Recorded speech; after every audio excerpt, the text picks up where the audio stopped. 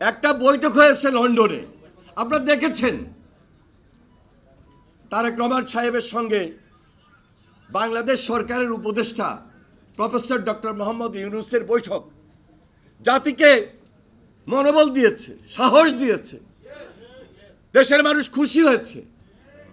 আমরা আশা রাখছি যে একটা উপযুক্ত সময়, রোজার আগে ফেব্রুয়ারি মাসে ইনশাল্লাহ এই দেশে একটা গণতান্ত্রিক ব্যবস্থার মধ্য দিয়ে জনগণের সরকার প্রতিষ্ঠিত হবে ইনশাল্লাহ।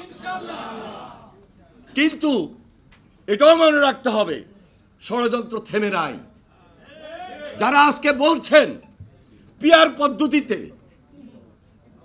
পদ্ধতিতে তারা নির্বাচনটা দেখতে চান, এটার ভিতরে অনেক ষড়যন্ত্র লুকিয়ে আছে।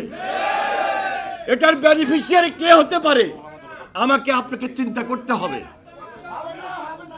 আজকে যদি পিআর পদ্ধতির কোনো এই ধরনের কথাবার্তার মাধ্যমে কেউ সুযোগ পায়, সেখানে ফ্যাসিস্ট সেই সুযোগটা সর্বপ্রথম পাবে।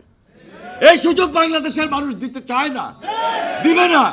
কারণ তাদের রক্তচক্ষুকে উপেক্ষা করে, তাদের অত্যাচার, নির্যাতন, গুম, খুন সব কিছুকে মোকাবেলা করে 17 বছর আমরা আন্দোলন করেছি, সংগ্রাম করেছি।